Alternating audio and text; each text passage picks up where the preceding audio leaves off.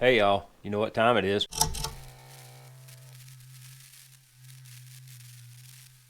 Okay, today on Cameras and Coffee, vlog number like, I don't know, 9 or 10, I've lost count. I want to talk about this.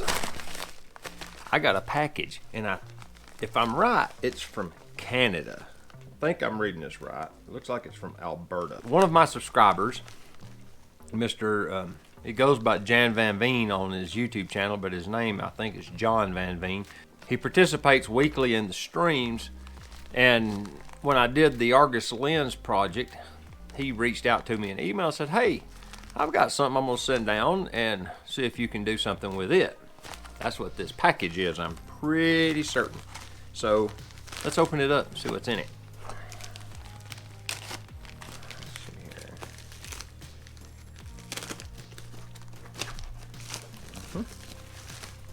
There's a note.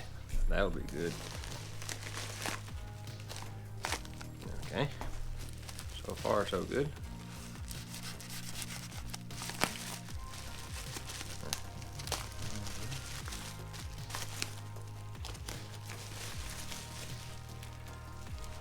Yeah. Now, as much as I do know is it's a lens. I know that much. But I don't know what kind of lens.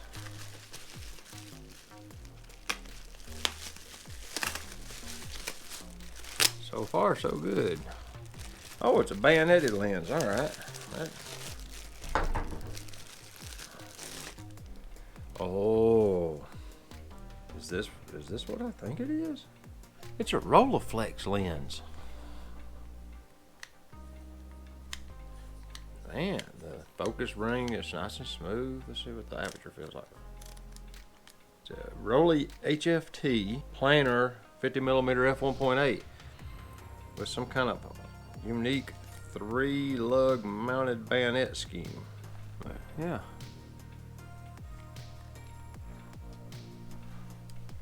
Got good clear optics, there's no fungus, no haze. This has me interested. More to come on this. Yeah, now we get to make an adapter for this to fit the XT3. The note. Enjoying your YouTube channel, more down to earth, etc. Here's a token of my appreciation. Have fun with it. Made for a Rollei SLR camera, so that's going to be a Rollei mount.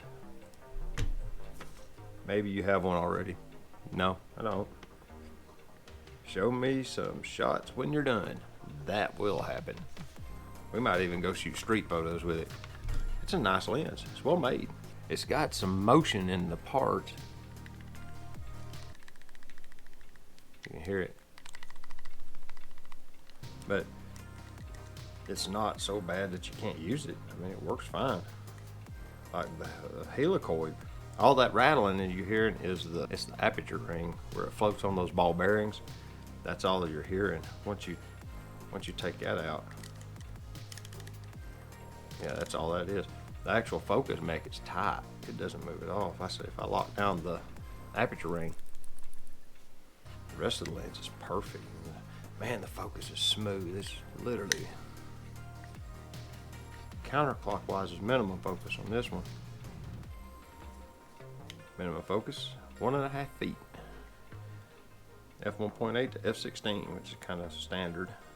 I think that's the stop down lever. Let's see. If I do this, pull the cap. Yeah, that's the button. A lot of these cameras have preview function where you could preview the size of the aperture to get your framing or whatever, or your depth of field indicator, and you can do this in the same way with that button. That's pretty common on these older lenses.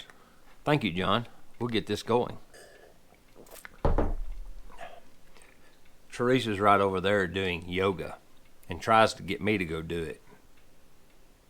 Quick update on the XT3, something I've learned about it.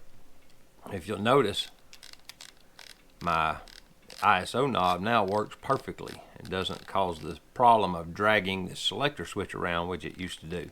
What I've done was I took a precision oiler and put just a little bit of super thin, like fine machine oil. It was synthetic actually. Mine wasn't even petroleum based. It was silicone based, I think. And just put just like a little bit of a drop where these two switches meet, and just started spinning it and worked it down in there to where what's inside here that makes it do that is typically the bottom of this, and this is a cap that sits over it, and it's hollow on the inside, and there's little grooves on the inside of it, and it's probably a plastic casting if I had to guess, but it's got little grooves in a radial pattern. Looks kind of like a sunburst, you might say, around this, and then down inside of that there's a little hole with a spring down it. It looks like one out of an ink pen, and then there'll be a ball bearing sitting on top of that spring, and that ball bearing pushes into those little grooves that run radially around the inside of this cap, and every time you click it, it hops, that ball bearing pushes down, it pops up into that next little groove. That's the typical way you have this kind of technology. And I've got it to where I got just a little bit of lube down in there and got it in that mechanism, and now it works perfectly. It doesn't grab and drag the selector switch at all anymore, so it's fixed the one main problem I had with this camera. I've cured it with just the least little bit. You don't need much of a synthetic lubricant. I think mine was silicone based, but yeah, I put just a little bit of lube in there and that problem's solved now. It went away. I just wanted to share that with you guys because that's something that I complained about in my review, my long-term review, was that knob gives trouble. And once I figured out what was causing it, and I tested my theory on it, it fixed it. That's all I've got for this week's Camera and Coffee's Monday morning edition. If you have any comments about the XT3, or if you know the quality of a Rolly brand SLR lens, let me know in the comments. I'm curious, because I've never seen one of these in person. This is new to me. I'm interested to see what kind of output it creates onto the sensor.